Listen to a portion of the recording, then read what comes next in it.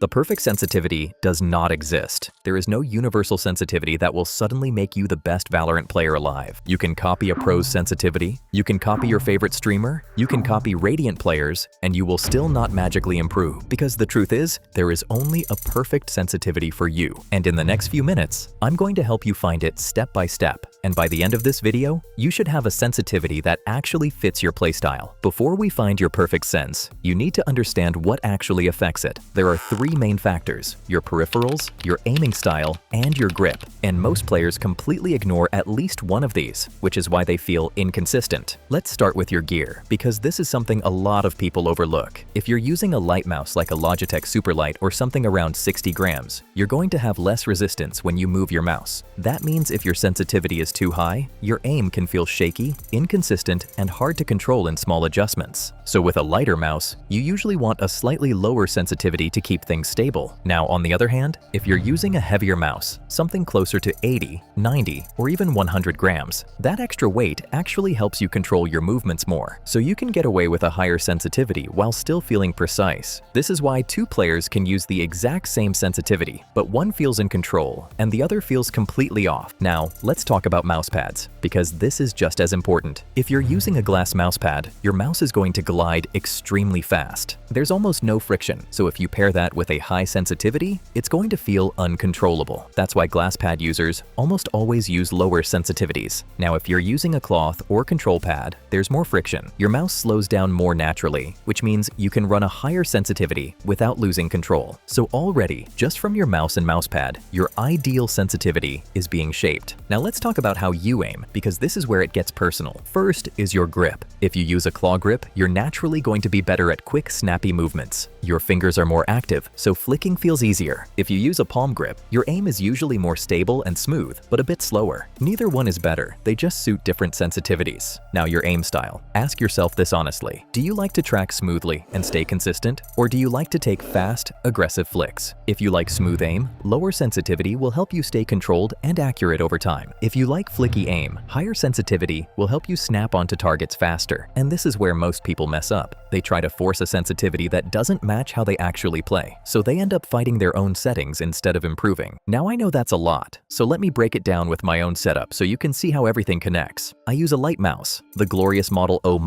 which is around 59 grams. I use a cloth control pad, which adds friction, and my aim style is fast and flicky, so my flicky aim pushes my sensitivity higher. My control pad also allows for a higher sensitivity, but my light mouse pulls it back down, so I don't lose control. So I balance all of that, and my sensitivity sits around 0.33. That gives me fast flicks when I need them, but I still have enough control to make micro adjustments. And that's what you're trying to find. Balance. Not too fast, not too slow. So to make this easier for you, I created a chart. This is my ultimate Valorant sensitivity chart. This chart is based on 800 DPI, which is what most players use. If you're on 1600 DPI, just divide the sensitivity numbers by 2. If you're on 400 DPI, double them. Now here's how to actually use the chart. First, pick your aim style. Are you more smooth or more flicky? Be honest with yourself here. Then look at your setup. Do you have a light or heavy mouse? And are you using a glass pad or a cloth pad? Once you find your combination, it will give you a sensitivity range. For example, if you want smooth aim and you're using a light mouse with a cloth pad, your sensitivity should be around 0.225 to 0.275. If you want flicky aim and you're using a heavy mouse with a cloth pad, you should be around 0.4 to 0.45. And again, these are ranges, not exact numbers. Now let's go back to my example. I want flicky aim. I use a light mouse and I use a cloth pad. So that puts me right in that section of the chart, and my 0.33 sensitivity sits right in the middle of that range. That's how you know you're in the right spot. Now, once you find your range, here's what you need to do next. And this is very important. Don't just pick a random number and jump straight into ranked. You need to test it properly. Go into the practice range. Start with easy bots. Focus on your control. Are you over flicking? Are you under flicking? Does your aim feel shaky or smooth? Then go into deathmatch. Don't focus on winning. Focus on how your aim feels in real fights. If you notice you're constantly over flicking, your sensitivity is probably too high. If you feel too slow and can't react in time, it might be too low. Make small adjustments. And I mean small. Don't go from 0.3 to 0.4 instantly. Go from 0.3